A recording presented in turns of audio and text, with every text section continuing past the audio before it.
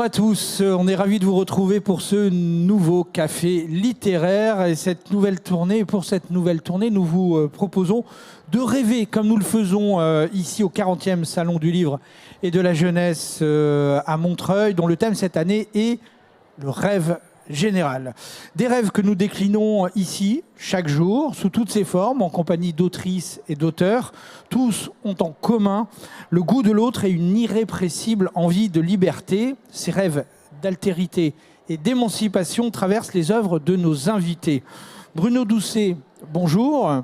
Vous nous rappelez en 26 mots dans votre petit abécédaire de la désobéissance civile aux éditions Le Calico pourquoi il est si important de dire non. Mais alors s'il vous plaît, pour commencer, dites-moi oui, s'il vous plaît. Et donnez-moi bonjour et donnez-moi trois noms pour fêter ce 40e anniversaire du salon. Ensemble, heureux et vivre.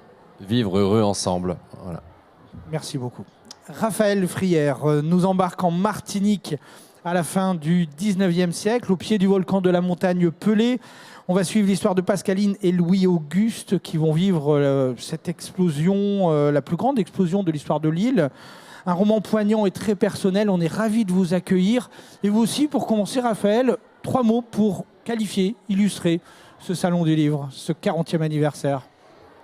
Je les ai pas bien préparés. C'est pas grave, laissez-vous porter. Alors je me porte vers rond, parce que 40 ans, c'est un chiffre rond. Et je me porte vers le mot autre.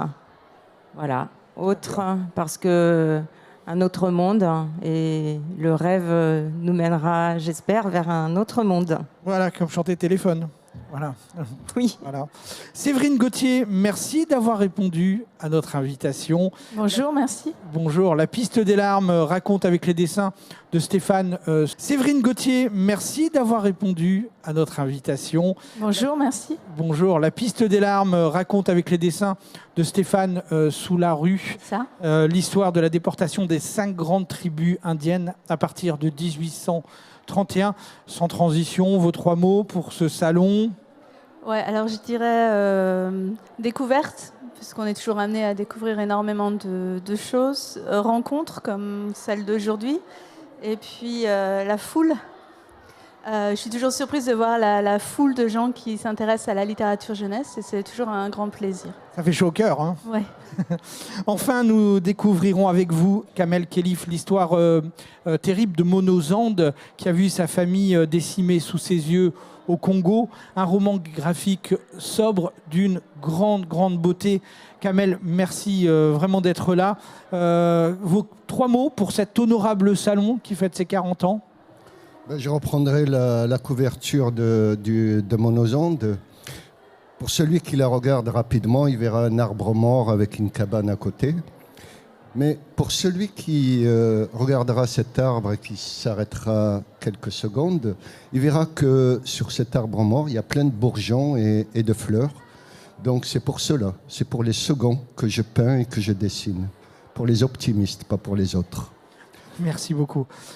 Alors, que serait ce café littéraire sans un alter ego, sans mon alter ego qui pose les questions, qui a travaillé, qui a lu les livres, qui a ordonné un petit peu aussi cette émission. Mon alter ego aujourd'hui, c'est Paul. Comment ça va, Paul? Bonjour, ça va. Bon, bah ouais, super. Moi, je suis ravi que tu sois là avec nous aujourd'hui. Alors, raconte-nous, parle-nous un petit peu de toi. Quel âge as-tu? D'où viens-tu? Alors, je m'appelle Paul, j'ai 13 ans, je suis en 4e au collège Saint-Michel à Guémené-Penfao, en Loire-Atlantique. C'est où ça? C'est où? En Loire-Atlantique. En Loire-Atlantique, d'accord. Tout le monde situe la Loire-Atlantique? Ça va? Oui. Okay.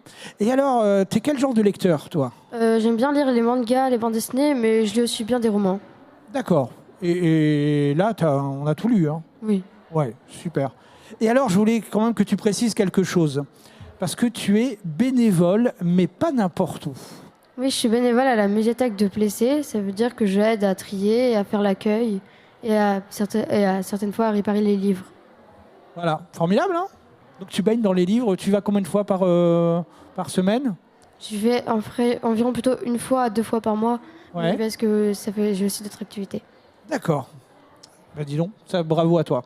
On y va? T'es prêt? Oui, Ouais, on commence avec Bruno Doucet, ça te va? oui, ça va. On l'avait préparé, hein, du coup, on ne fait pas ceux qui sont surpris. Bruno Doucet, parce qu'une émission, ça se prépare. Bruno Doucet, on est ravis de vous recevoir. Vous êtes écrivain, poète, éditeur, vous avez été longtemps professeur, puis formateur de maîtres. Vous avez... C'était... voilà. Ouais, mais c'est vrai. Vous avez écrit beaucoup effectivement, d'ouvrages pédagogiques pour les enseignants, mais surtout des études critiques consacrées à Marivaux, Modiano ou Leclésio.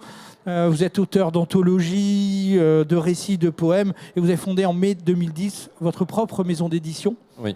les éditions Bruno Doucet, avec plus d'une, Paul, écoute bien, une centaine de titres déjà. Non, 200. Combien? Là, je viens d'envoyer à l'impression le 262e ouvrage. C'est pas vrai, Oui. Il m'en manquait tant. Ah oui, Vous voyez, il faut toujours vérifier ces infos. Merci merci. pour cette rectification. Alors le livre, c'est le petit abécédaire de la désobéissance civile.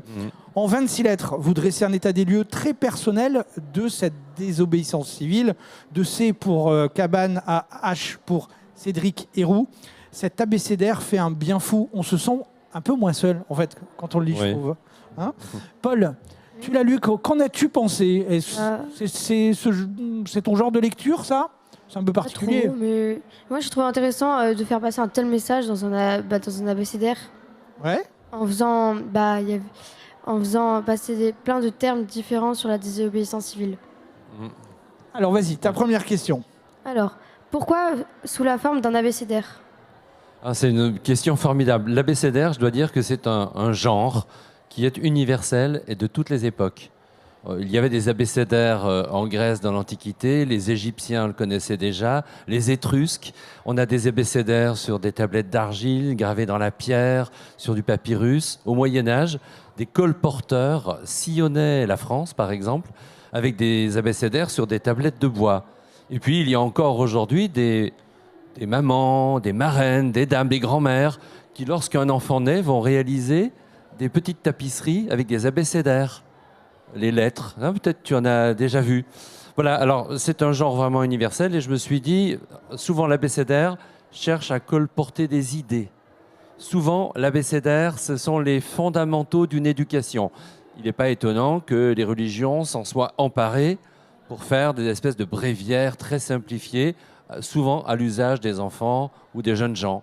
Donc je me suis glissé dans cette forme, mais pour y amener un contenu très particulier. Alors il y a une différence entre le dictionnaire et l'abécédaire, hein, naturellement. Oui. Ouais. Ah ben oui, l'abécédaire, c'est bien pour les auteurs un peu plus paresseux, parce que c'est 26 lettres. Le dictionnaire, c'est infini. Et puis le dictionnaire, j'aurais peut-être pris 4 fois la lettre A, et puis j'aurais laissé tomber les lettres compliquées, le W, le X, le Y. Là, toutes les dernières, elles sont vraiment difficiles. Donc les 26 lettres de notre alphabet latin, c'est une contrainte, et cette contrainte a aussi créé pour moi des espaces de liberté. Voilà. Donc j'ai essayé de dire tout ce que j'avais à dire en 26 lettres. Certaines sont brèves, d'autres beaucoup plus longues. Certaines sont un peu humoristiques, d'autres très sérieuses. Voilà. Mais c'est la contrainte que je me suis donnée, Paul. Oui. Alors, deuxième question, pourquoi avez-vous choisi de parler de la désobéissance civile? Alors ça, c'est une question magnifique. Eh bien, parce que d'abord, je me suis rendu compte que on nous parle toujours, depuis qu'on est né, d'obéissance. Oui. Il faut obéir toujours et à tout. Et au collège, vous le savez bien, et à l'école, on récompense les collégiens obéissants, les lycéens studieux, les étudiants, c'est la même chose. On aime que les employés soient des gens disciplinés, ordonnés, modèles. Et puis, au contraire, on sanctionne les désobéissants. Parfois, on les punit. Ces punitions peuvent être terribles. Un soldat qui désobéit, par exemple, c'est un déserteur. Il y a des gens qui ont été fusillés pour cela pendant les guerres. Donc je me suis dit, voyons un peu ce qu'il y a derrière tout cela et essayons de prendre un peu le contre-pied. Parce qu'il y a sans doute, pour qu'elle soit aussi haïe, la désobéissance, des vertus cachées qu'il faut peut-être révéler. Et puis, comme nous vivons dans un monde qui est difficile, ça tout le monde le sait, que nous voudrions voir changer plein de choses et qu'on n'y arrive pas, je me suis dit, parfois, il y a des gens audacieux qui tentent des choses et il faut rendre compte de leurs expérimentations très singulières, parfois solitaires. Et puis, il y a aussi des réseaux qui se mettent en place, de gens qui désobéissent pour faire avancer les choses. Quelle vertu trouve-t-on dans le non? Moi, j'adore ce mot. Ouais. Vous partagez ça autour de la table aussi, Alors, le non, je vois que... ouais, Raphaël- regardez, j'ai à côté de moi un livre dont Alors- Séverine va parler, mais regardez le nom, on le voit en lettres bien rouges là. Ouais. Alors, ce qui est génial, c'est que le non, on peut le prendre dans tous les sens. Tu peux le prendre par la première lettre ou par la dernière. Tu peux le retourner dans tous les sens. Non reste toujours non. Contrairement, oui, naturellement. Contrairement au oui. Hein. Et souvent, le non est d'ailleurs le premier mot que formule un enfant pour affirmer sa différence. Il va dire non à ce qu'il ne veut pas manger, par exemple. Mais parfois, il y a des noms qui engagent des vies entières. Quand Rosa Parks, par exemple, dit non, je ne me lèverai pas de ce bus parce qu'on me demande d'aller là-bas dans la section au fond du bus réservée aux gens de couleur et moi je vais rester assise ici. Je dis non à cette discrimination. Une révolution va s'en suivre. Donc j'ai essayé de m'intéresser à tous ces noms petits et grands de l'histoire humaine en pensant surtout que penser, un philosophe disait ça, c'est dire non. Et qu'on commence à être soi quand on commence à savoir dire non. Mais je termine en vous disant que derrière chaque non se dissimule un oui à autre chose. Une alternative. Une alternative parfois heureuse. Heureuse, oui. Alors, troisième question, comment vous êtes-vous pris pour choisir les 26 mots? Alors, c'est vraiment une bonne question et ça n'a pas cessé, tu vois, de bouger. C'est comme un puzzle avec 26 pièces. Plus j'avançais, plus le champ de ce que j'avais à dire se resserrait. Et parfois, j'ai fait des arbitrages. Il y a des lettres que j'ai changées au dernier moment. Au début, j'ai commencé à écrire des articles qui me venaient. Le premier, je me souviens, c'était graffiti. Je voulais vraiment que le G soit celui graffiti, donc voilà, je l'ai fait. Puis ensuite, j'ai écrit la lettre Y, la forme du Y. Je me suis rendu compte que ça me posait des problèmes. Alors, j'ai repris le travail de A à Z. Voilà. Mais quand C'est qu'à le dire. Ah oui, de A à Z, j'ai commencé voilà, dans l'ordre. Et puis, peu à peu, je rééquilibrais mes textes. Un texte amenait à en faire bouger un autre. Avec la lettre A, j'ai fait Antigone. Mais quand j'ai commencé par Antigone, la grande figure de la mythologie grecque, je me suis dit, le Z, il faut vraiment qu'il y ait une espèce de pirouette et ce sera Zorro. Donc je l'avais dès le départ, le Zorro. Voilà. Et entre les deux, il y a 24 lettres. Et il y a 24 lettres, donc il y a plein de choses. C'est un exercice formidable parce que je suis certain que si autour de la table, on se disait, tiens, on va faire un abécédaire autour de la désobéissance civile, il y aurait 5 auteurs, il y en aurait 5 abécédaires différents. En fait, c'est un autoportrait de vous. On pourrait dire les choses Oui. comme ça. De temps en temps, il y a des expressions fugitives à la première personne. Hein? Je vais pas raconter ma vie, c'est pas une autobiographie, bien sûr, et ça n'aurait pas d'intérêt. Mais quand même, ce sont mes colères aussi qui s'expriment. Et j'ai commencé à avoir envie d'écrire ce livre il y a très longtemps, mais je l'ai vraiment écrit il y a quelques mois. Et j'ai vu qu'en 10 ans, par exemple, le centre de gravité de mes interrogations, de mes colères, de mes insurrections personnelles s'est déplacé. Alors, par exemple, la question des migrants. Il y a plusieurs articles consacrés aux migrants. La lettre H, Cédric Héroux, c'est un agriculteur de la vallée de la Roya dans les Basses-Alpes. Le mec, il est incroyablement courageux, je lui rends hommage. Est-ce que tu en as entendu parler, Paul, de Cédric Héroux? Juste dans le livre. Juste dans le livre. Donc tu l'as découvert? Oui. Mais il sait peut-être même pas que j'ai écrit sur lui. Mais c'est un agriculteur qui, à un moment donné, va aider des migrants érythréens, soudanais, à traverser la frontière. Parfois, il va leur sauver la vie, il va leur donner à boire et à manger, il va les héberger. Et Cédric Héroux se retrouve quasiment en prison, condamné. Parce que venir en aide à quelqu'un qui est entré illégalement sur notre territoire est un délit. Mais quand même, on a envie de lui dire, on a envie de dire à la justice, mais aider son prochain n'est pas un crime. Et donc, moi, j'ai voulu vraiment m'intéresser aux migrants, poser la question de la désobéissance liée à l'écologie planétaire et puis les femmes. Voilà. C'est les 3 grands sujets. Puis après, il y en a plein d'autres qui sont traités dans le livre. Merci Bruno. Je rappelle quand même que Cédric Héroux a fait changer la loi. Le délit de solidarité n'est plus un délit. Mais parce que c'est ça la désobéissance civile, c'est que l'on repousse les frontières du possible. Vous restez avec nous hein, et vous intervenez quand vous le voulez. Raphaël Frière, vous êtes institutrice à Marseille. Il paraît-il, vous écrivez depuis toujours, dans les cartons. Vous n'avez jamais arrêté d'écrire. Oui, j'écris depuis toujours, mais je suis plus institutrice. Ben non, c'est fini, c'est les livres à temps plein. Oui. D'accord. Vous publiez depuis 2009 des albums jeunesse et des romans pour les jeunes lecteurs et les adolescents. On vous doit déjà une cinquantaine d'ouvrages. Ouais, je comprends que vous y consacriez à plein temps. Et vous êtes ici pour nous présenter Tifol, fille du volcan. Alors nous sommes en Martinique, en 1902, au pied de la montagne Pelée. Nous suivons l'histoire de deux personnages. Pascaline, qui communique avec la nature et les esprits. Et du coup, on la surnomme Tifol, qui veut dire petite folle. Oui, c'est ça. On est d'accord.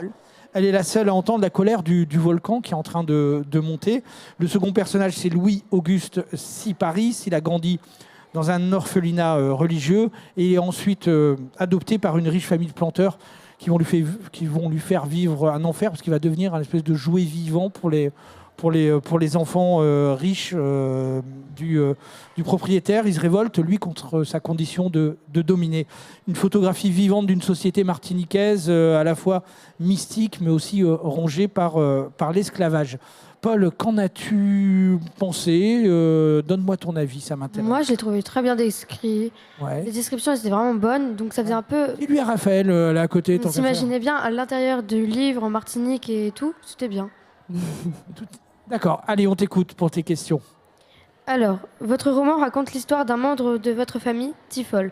Votre récit est-il fidèle à ce qu'elle a vécu ou avez-vous modifié certaines parties? Non, Tifol est vraiment un personnage, c'est pas un membre de ma famille. Mais par contre, j'ai été très inspirée par une très vieille dame que j'ai rencontrée il y a longtemps, il y a plus de 30 ans. Elle avait 100 ans à l'époque, cette très vieille dame. Et c'est elle qui m'a inspiré ce personnage, mais je ne raconte pas sa vie, en fait. Ce qu'il y a en commun entre elles, c'est l'exode qu'elles ont vécu. Hein. Alors, tu parles de ma famille. En fait, il s'agit de la grande tante de mon mari, tu vois. Voilà, donc c'est la sœur de l'arrière-grand-mère de mes enfants. Quand je l'ai rencontrée, elle avait 100 ans. Je suis en train de faire un arbre généalogique là parce que ça me paraît compliqué cette histoire. Moi-même, mais c'est pas faux quand même. On est d'accord. Il y a un lien. Oui, mais c'est un lien qui est important parce que elle est plus là cette dame, mais les anciens sont encore là en fait. On pense à eux, voilà. Et en fait, quand elle avait 100 ans, elle n'est plus aujourd'hui bien sûr. Elle me racontait qu'elle avait quitté Saint-Pierre. Avec sa sœur, donc l'arrière-grand-mère de mes enfants. Elle avait quitté Saint-Pierre parce que le volcan menaçait. Et je n'ai jamais su pourquoi cette famille-là avait quitté Saint-Pierre. Elles n'ont pas été nombreuses, en fait, les familles de Pierrotins qui ont quitté Saint-Pierre. Beaucoup sont restés, la plupart sont restés. Il y a eu 30 000 morts, tu vois. Et comme je n'avais pas de réponse... Eh bien, ça a trotté dans ma tête pendant de longues années. Et en général, quand je me pose des questions, je finis par écrire un livre, voilà, pour trouver mes réponses à moi. Voilà. De la réalité, vous en avez fait une fiction. Oui, j'ai tout inventé. Siparis, dont on parlait tout à l'heure, il a vraiment existé lui aussi, mais j'ai brodé énormément. J'ai inventé sa naissance, sa jeunesse, tout ça, c'est moi qui ai imaginé. Ce que je savais, c'est que cet homme avait survécu au volcan, on l'a appelé d'ailleurs le miraculé de Saint-Pierre. Ça, je le savais. Je savais ce qu'il avait mené en prison. Je savais aussi... Voilà, par qui il a été recueilli après l'éruption. Et puis jusqu'à ça, j'ai su où il était mort, mais je ne sais pas ce qu'il a mené à Panama. Voilà. Donc j'ai beaucoup brodé. Hein. Oui, mais il y a de quoi. Oui. Quand vous avez un rescapé dans une prison d'une éruption d'un volcan où quasiment toute la ville disparaît sauf lui, pour une romancière, c'est extraordinaire. Ah oui, je me suis régalée, c'est vrai. On t'écoute, Paul. Et qu'en ont pensé les membres de votre famille? Beaucoup de... Enfin, en tout cas, ceux qui l'ont ceux qui l'ont lu, oui, ils en ont pensé beaucoup de bien. Oui. En fait, j'ai aussi écouté beaucoup d'histoires depuis 30 ans qui se passent en Martinique. Tu vois, c'est pas ma famille directe. Et donc, j'ai beaucoup écouté des histoires que je n'avais pas vécues moi et qui m'ont porté, en fait. Voilà. Donc, c'est pour l'entourage, c'est toujours quelque chose, en fait, de découvrir un texte dans lequel on peut se reconnaître un peu. C'est toujours troublant. Parfois, ça dérange même. Parfois, ça dérange. Là, non, je ne crois pas que j'ai dérangé. Est-ce que la culture martiniquaise porte en elle aussi beaucoup d'oralité? Oui. Ouais. Oui, beaucoup d'oralité. On raconte des histoires plus à l'oral qu'à l'écrit? Oui, tout à fait. En tout cas, moi j'ai beaucoup lu de littérature antillaise. Ouais. Mais j'ai aussi écouté beaucoup d'histoires parce que dans ma famille toute proche, je suis la seule qui écrit. Mais par contre, on se raconte tous des histoires. Voilà. Mais j'ai aussi lu beaucoup de littérature antillaise. Beaucoup. Quelques noms, à part celui que vous allez nous présenter? Bien sûr, Marie Scondé, par exemple. Ouais. Voilà. Marie Scondé, Patrick Chamoiseau, Raphaël Confiant. Raphaël Confiant a écrit sur la montagne Pelée.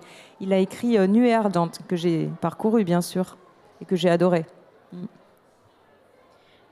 Pourquoi avoir choisi de mélanger les histoires de Tifol et Syparis? Alors, il y a quand même pas mal de personnages dans mon roman. Ceux-là, c'est vraiment les deux essentiels, les deux protagonistes. Je savais qu'ils allaient se rencontrer, mais je ne savais pas comment. Mais je voulais qu'ils se rencontrent. Pourquoi Parce qu'il le fallait. Voilà, ça tu sais, sur les écrivains qui pour Dieu, alors ils vont rencontrer qui? Non, mais qui ignorent aussi. Moi, il y a plein de choses que j'ignore. J'écris, mais je ne sais pas souvent pourquoi j'écris ça, en fait. Ouais. Je le découvre en l'écrivant. Ouais. Cette société martiniquaise que vous décrivez, elle est encore empreinte de l'esclavage. Le racisme est là, l'esclavage est encore présent à cette époque-là. Quel regard vous avez sur la Martinique en 2024? On a vu, il se passe des choses. Les Martiniquais manifestent contre la hausse des prix. Quel est votre regard? C'est que le combat n'est pas fini. Ouais. Et oui, les choses avancent, mais on reste encore très empêché par ce dont on parlait tout à l'heure, cette résistance qu'on aimerait voir. On aimerait que les choses changent, mais on n'y arrive pas quand même. C'est vrai que la situation là-bas est terrible, en fait. Ouais. Il y a vraiment des dominations qui persistent. C'est pour ça que je vous dis ça, parce qu'en fait, on peut relier quand même. Il y a des problématiques d'aujourd'hui qui sont terriblement issues de cette époque-là. On est d'accord. Bien sûr. Alors, ce sont des familles, d'anciennes familles, les familles Becquet, on peut dire. Les familles Becquet sont, tout à fait. Qui étaient les familles esclavagistes qui tiennent aujourd'hui, par exemple, les supermarchés, le réseau de distribution, etc. Exactement. Et si on veut aller encore plus loin, il y a aussi la question de notre rapport à la terre, c'est une question qui est très importante. Et ça me fait très plaisir d'entendre que mon histoire, elle fait écho avec ce qu'on ressent aujourd'hui. Parce que Tifol, le personnage principal, entend la terre lui parler, entend la montagne lui parler, entend les anciens lui parler. Et elle est à l'écoute. Et j'ai vraiment le sentiment que nous ne le sommes pas, qu'il y a trop peu de gens à l'écoute, en fait, de ce monde, de ce monde déjà dévasté, qu'il faudrait en prendre soin, en fait, de ce monde. Qu'il y ait un petit peu plus de Tifol dans nos sociétés. Ah oui, vraiment, ouais. On va demander à Emma, qui est juste derrière moi. Emma, une question à vous poser. Alors à tous les quatre, prenez vos micros. Allez-y. Et nous t'écoutons. Quelle question veux-tu poser à tout le monde? Quel conseil donneriez-vous à de jeunes écrivains? Alors, ça marche aussi pour... Est-ce qu'on peut poser la question aussi pour les dessins? Oui, aussi. Oui, allez. Et tu vas... Alors moi, mon conseil, c'est écrire. En fait, plus on écrit, mieux on écrit, et plus on a envie d'écrire, et du coup, plus on écrit, et mieux on écrit. C'est comme ça que ça se passe. Hein. Ouais. C'est ce qu'on appelle Moi, un je cercle pense. vertueux. Kamel, quel conseil pour les dessins? Pour écrire ou pour dessiner, il faut aimer voir et entendre. S'asseoir tout simplement sur une chaise et regarder. Et écouter. Et écouter aussi. Être à l'écoute du monde. Bruno? Faire confiance à ses intuitions, s'engager sur un chemin qui n'est pas tracé d'avance. On peut, comme l'a dit Raphaël tout à l'heure, ne pas connaître la fin d'une histoire ou même d'un poème, mais voilà, admettre que le chemin va se faire peu à peu en marchant, en progressant.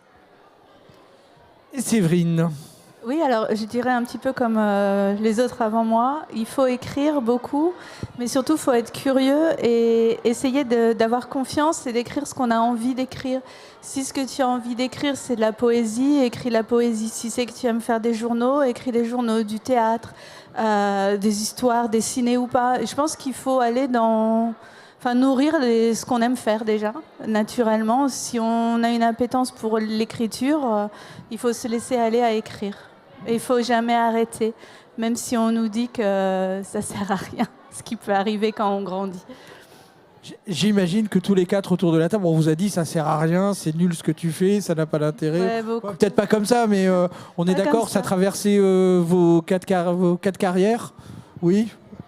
Vous avez eu des refus, vous avez eu naturellement Ah oui. des gens qui vous ont dit ça n'intéressera personne. Bah, en tout cas, Ouais. des gens qui n'étaient pas intéressés aussi, Oui. hein, tout simplement. Oui. Ouais. Oui. Kamel aussi. Non, c'est plutôt du côté de mes parents que moi je viens d'un milieu populaire où ces métiers-là, ce ne sont pas des métiers. Oui. C'est fait pour les enfants. Mais par contre, je dessinais très tôt. Ça a commencé très très tôt. Et très tôt, d'abord, mon premier bon point, je l'ai gagné avec un dessin Ouais. à l'âge de 7 ans. Et j'ai vu tout de suite, avec le dessin, le pouvoir que j'avais. En français, en maths, j'étais pas très fort. Mais par contre, dans le dessin, et toute ma vie, j'ai toujours eu une reconnaissance de la part soit des autres élèves, soit dans la cité où je vivais par les grands, parce que je leur faisais des tatouages sur les bras ou sur les corps, mais je ne tatouais pas, je faisais juste les dessins. Juste des dessins. Donc le dessin est un pouvoir énorme. Le pouvoir du dessin. Séverine Gauthier, vous allez peut-être pouvoir nous dire aussi le pouvoir, nous expliquer et conforter ce que nous dit Kamel avec La piste des larmes aux éditions Nathan BD, écrit avec Stéphane Soularue. Alors vous êtes autrice d'une quarantaine de livres, dont de nombreuses sagas.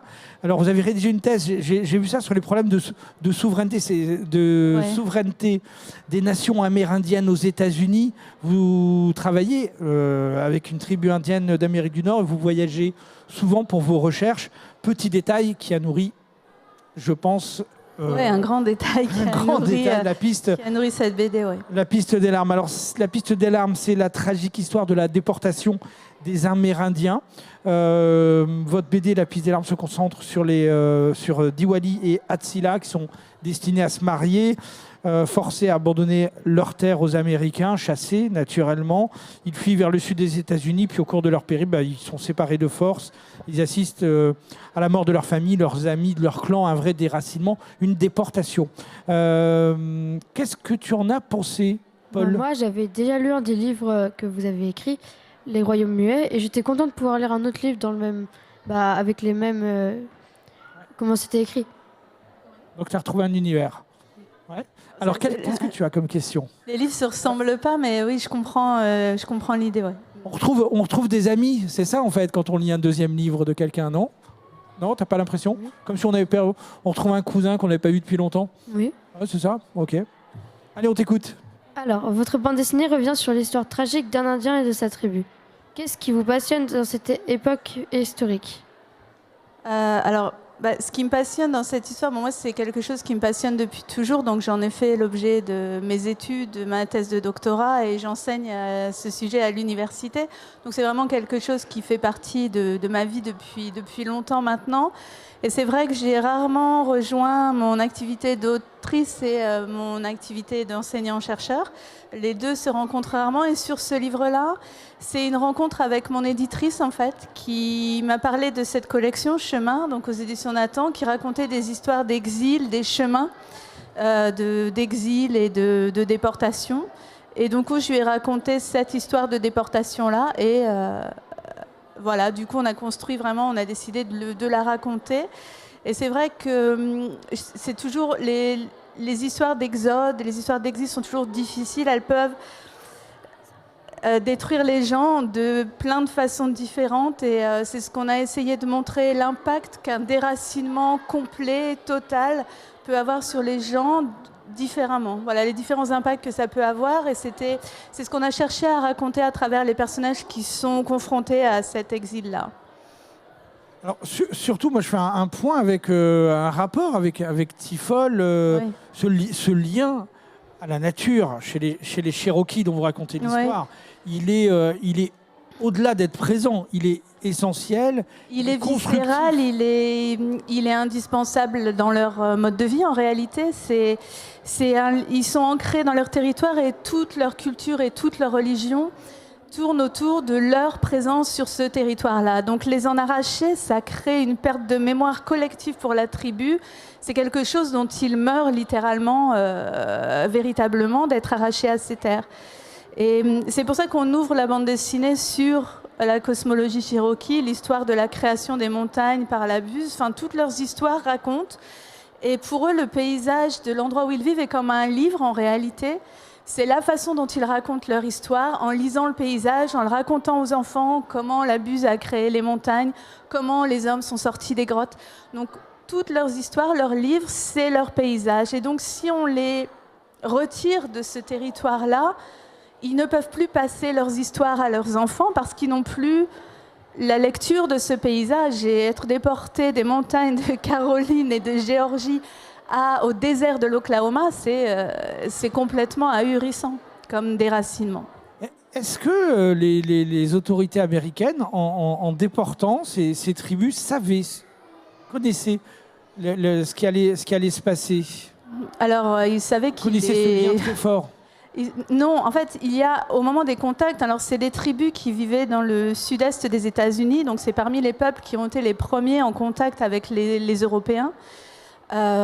Et je pense qu'il y a surtout une incompréhension culturelle totale, mais vraiment totale, qui fait que il y a l'œil colonisateur qui fait qu'on est face à une négation d'une culture. On va nier que ces gens-là ont une religion, on va nier que c'est une civilisation, on va nier qu'ils ont une culture propre. Et à partir du moment où on nie ça, ça rend beaucoup plus facile le fait de les relocaliser, comme on dit à l'époque, puisqu'on ne parle pas de déportation dans leur cas. Mais il y a tous les éléments de la déportation, les rafles la nuit, les camps d'internement, l'exil, etc. Nous sommes en 1800, dans les années 1830, la loi de déportation est passée en 1830 et les Cherokees seront déportés de force en 1838. Donc on a tous ces éléments-là, mais je pense qu'ils savent qu'ils les tuent. Ils savent ce qu'ils font, bien évidemment, puisqu'ils le font de force. Mais les conséquences culturelles, etc., leur échappent parce qu'ils ne s'y intéressent pas et parce qu'ils ne comprennent pas. Paul ? Diwali et Attila ont-ils réellement existé ? Non. C'était une des difficultés en faisant ce livre. Quand on raconte comme ça une histoire, quelque chose qui est historique, qui s'est réellement passé, on a plusieurs possibilités. Soit faire un livre qui soit très historique, justement, et qui raconte un peu de façon encyclopédique les événements. Ça existe déjà. Et puis, moi, ce que j'ai voulu faire, c'est vraiment l'aborder sous l'angle des personnages, vivre les événements et les découvrir en même temps que les découvrent. Ça leur tombe dessus comme ça une nuit. Et Diwali et Atsila sont des personnages fictifs. En fait, j'ai choisi des personnages qui sont confrontés différemment à la déportation. Atsila, elle, fuit dans les montagnes et se cache avec quelques membres de son clan. Et elle va pouvoir rester sur son territoire au final. Diwali, lui, éraflé et exilé avec le plus gros de la tribu dans les conditions terribles, et il nous permet de découvrir justement les conditions de la déportation. Et les gens qu'il rencontre sont d'autres types de Cherokees qui ne vivent pas dans son village d'origine et qu'il va rencontrer, qui vont, eux, être confrontés à la mort en cours de route. Et ils vont tous être impactés différemment par la déportation. C'était l'idée, ouais. Moi, je voudrais quand même, avant d'écouter, de passer à la séquence suivante, mais je voudrais que vous donniez votre avis sur la place du western. On a tous été éduqués, peut-être moins Paul, parce que c'est moins à la mode, mais le western, ça a forgé un imaginaire mondial de la liberté, du champ du possible, et on a complètement gommé la place des Indiens, ce genre d'événements historiques. Quel est votre regard sur le pouvoir de la culture pour raboter l'histoire et la montrer telle qu'elle nous arrange?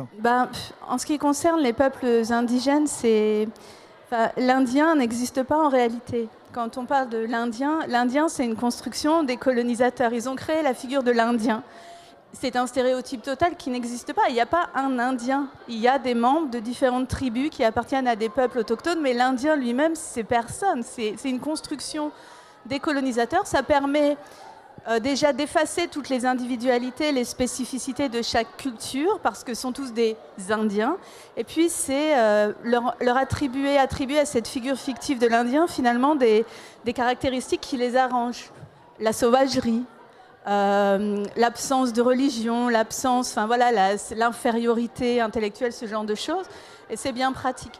Après, le western, c'est du folklore, c'est le folklore américain, c'est la conquête de l'Ouest, la frontière, c'est leur folklore. Donc, dans la construction du folklore, il y a ce stéréotype-là qui, en créant le personnage fictif de l'Indien, a effacé les peuples indigènes tels qu'ils sont vraiment.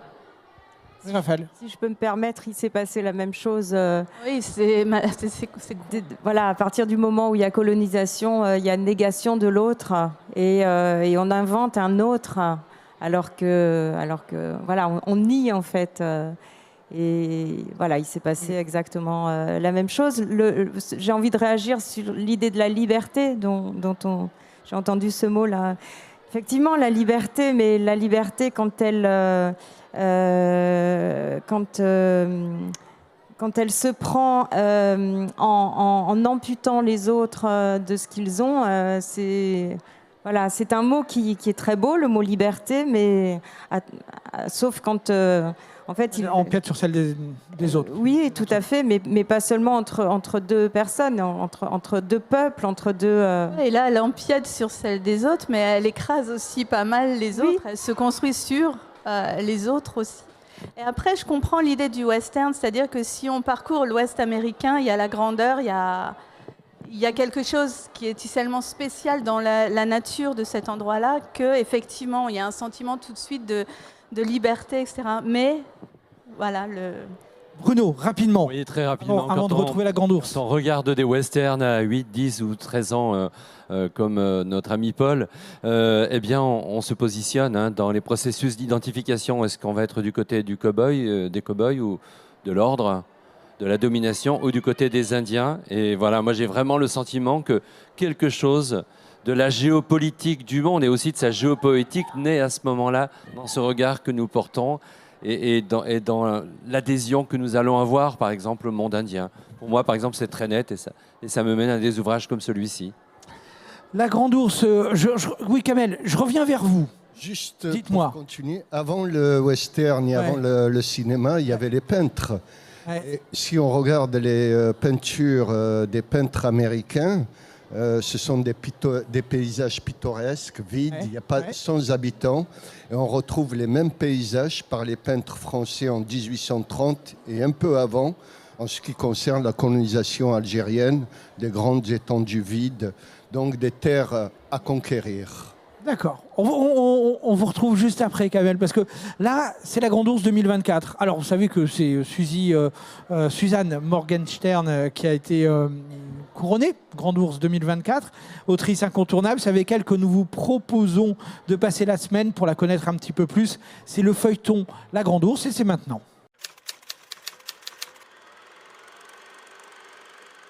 Le journal d'Anne Frank, je l'ai toujours sur mon chevet. C'est le livre que je lis, que je relis. Quand j'avais 11-12 ans, j'étais un petit rat de bibliothèque et j'ai pris un jour le journal d'Anne Frank parce que cette fille sur la couverture me ressemblait vraiment. C'était moi. Et mes parents n'étaient pas contents parce que les parents ont tendance à vouloir protéger leurs enfants. Mais elle était à 12, 13, 14 ans, un excellent écrivain. Et je ne me lasse pas de lire son journal, de lire, relire, et comme ça de participer un peu. Il faut savoir que Anne Frank est morte en mars 1945 et moi, je suis née en mars 1945 et je pensais toujours que j'étais un peu son héritière. Anne Frank, je t'aime.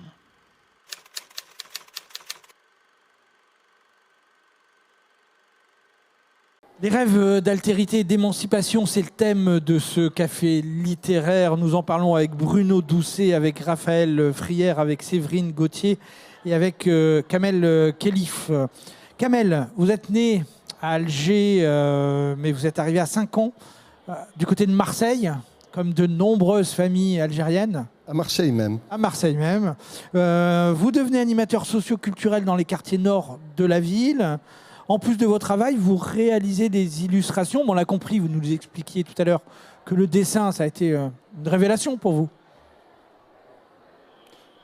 Une révélation... Plus que ça.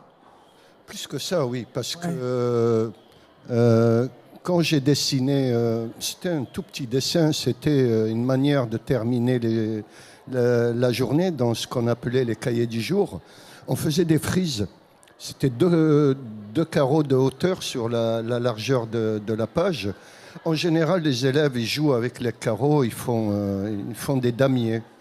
Et je commençais déjà un peu à raconter des histoires là-dedans. Mais mon premier dessin, c'était un tout petit arbre. Un tout petit arbre. Et c'est très difficile, vous le savez, de dessiner un arbre. Parce qu'un arbre, c'est pas plat. À cet âge-là, à 7 ans, en général, les enfants, ils font un rectangle et ils tirent des branches comme ça. Et moi, j'ai dessiné un arbre comme un adulte qui sait dessiner peut le dessiner. Je dis c'est compliqué parce qu'un arbre, d'abord, il y a un volume. Et il y a des branches derrière, il y a des branches devant. Il faut que celui qui le regarde comprenne tout ça et arrive à lire tout ça. Donc il faut faire preuve d'abstraction, d'imagination. Et j'ai gagné mon premier bon point comme ça. Alors, j'ai trouvé que c'était bien de dessiner, ben, j'ai continué. Alors vous avez continué, on vous a remarqué avec vos illustrations. Mais à partir de ce moment-là, le fait que ce soit sanctionné par quelqu'un extérieur à moi-même et par un bon point, à partir de ce moment-là, mon identité de dessinateur et ma mémoire de dessinateur a commencé ce jour-là et qui s'est renforcée par la suite en continuant à dessiner, à aimer les images et les livres. Quand je dis mon identité de dessinateur, ça veut dire quoi? Ça paraît peut-être compliqué, c'est tout simplement, on s'aperçoit que les autres élèves ne le font pas. Alors que pour nous-mêmes, c'est comme respirer, marcher.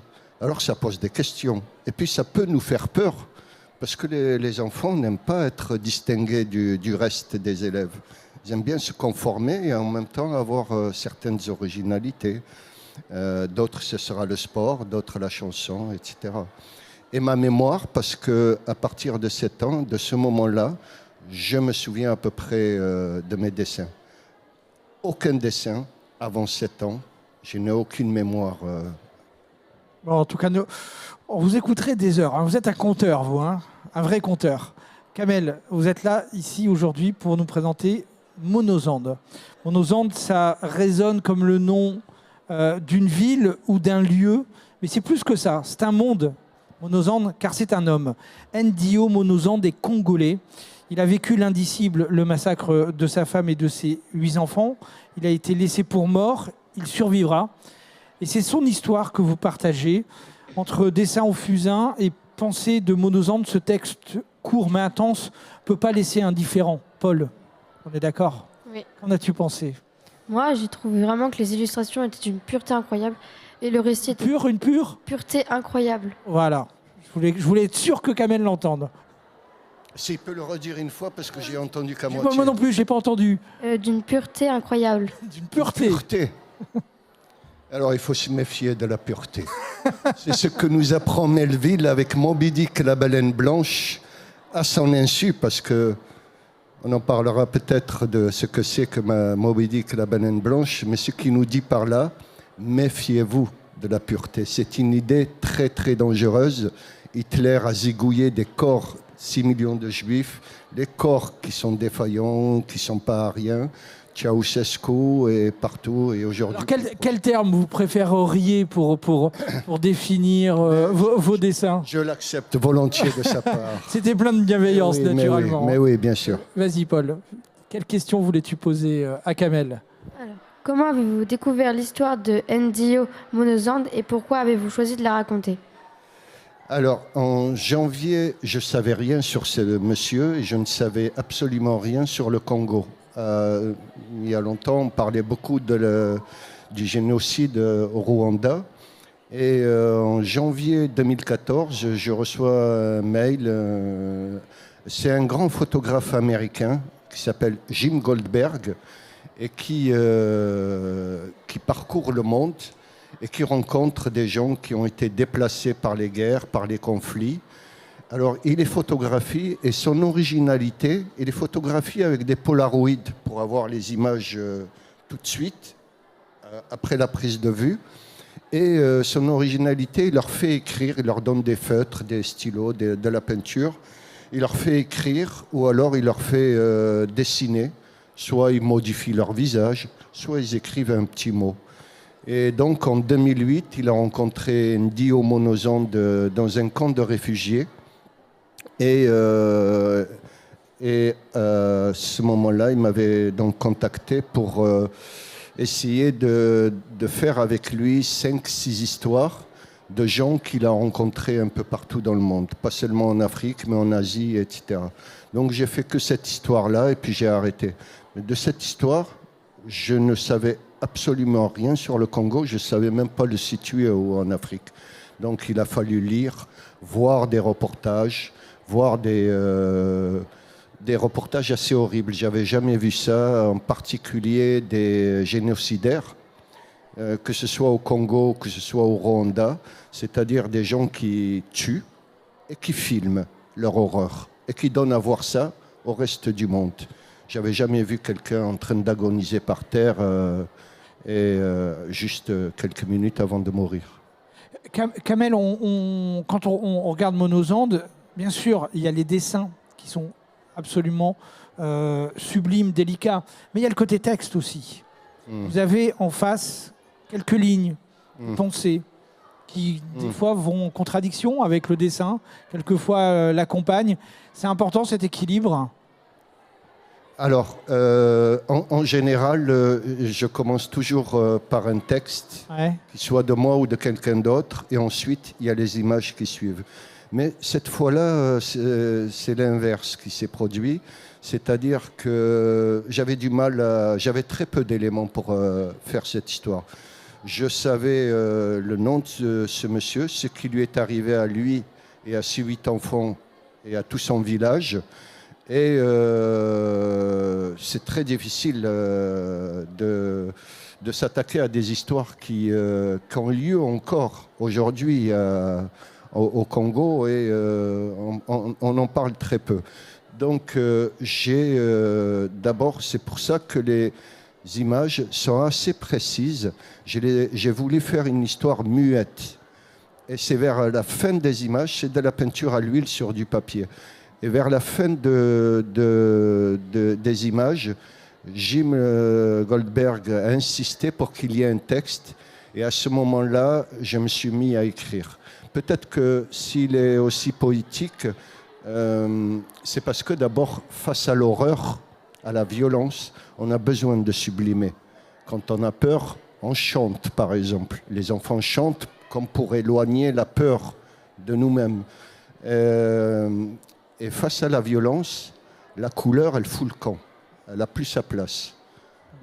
Ce que je voulais dire, parce qu'il va être l'heure, je voudrais quand même que vous donniez vos livres références. Ce que je voulais dire, c'est que surtout ce livre, Monosande, il y a une phrase que dit Monosande, si quelqu'un pouvait lire dans mes yeux mon histoire, il serait stupéfait. En fait, au-delà de la dureté de son histoire, c'est un appel à apprendre à regarder et à écouter les histoires de ces hommes et femmes qui traversent le monde aussi pour un avenir meilleur. Kamel, dites-nous le bouquin que vous avez ramené. Ça répond juste aux mauvaises langues ici sur ces migrants qui débarquent et dont on ne sait rien, absolument rien sur leur histoire. Écoutons-les. Le livre que vous avez choisi de nous présenter.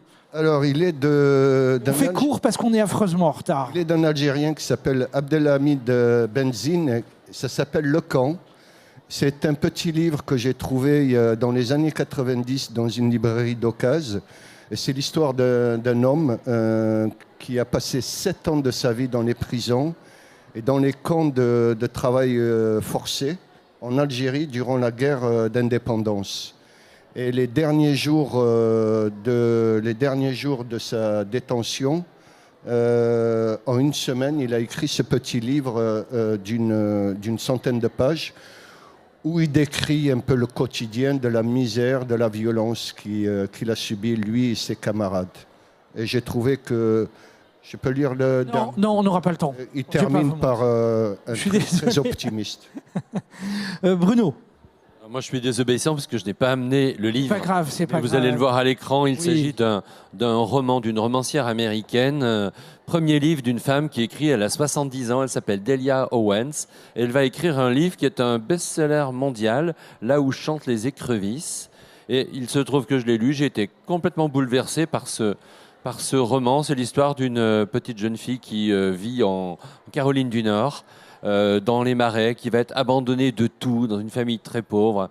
Elle se retrouve seule et elle arrive à fonder son existence sur ce rêve d'indépendance, d'une vie au cœur de la nature. C'est très beau, ça m'a complètement transporté. Séverine. Alors moi j'ai choisi un livre de la collection Non, du coup, comme on le disait tout à l'heure.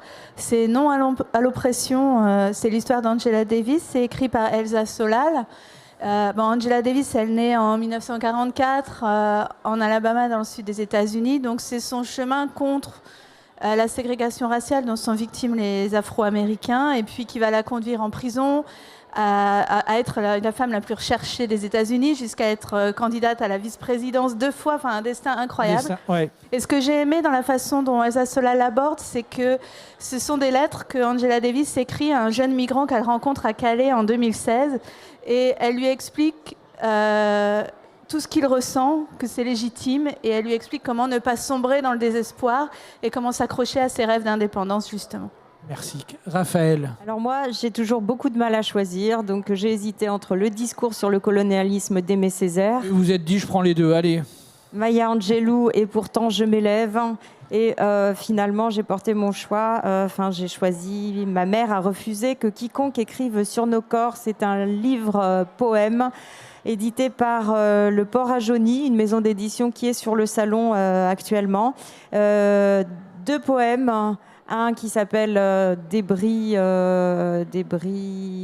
voilà, et qui a été écrit par Mustapha Benfodil, et un autre écrit par Hanin Amin, qui est une autrice, une poétesse palestinienne qui vit actuellement en Cisjordanie et qui a été repérée par la directrice de la maison du Port à Jauny sur Internet, en fait. Voilà, c'est un texte qui a été posté. Et c'est vraiment très dommage si je ne peux pas dire que si j'ai choisi ce livre-là, c'est parce que ce livre défend l'idée que en fait, il y a quelque chose qui est très important, c'est de garder son nom,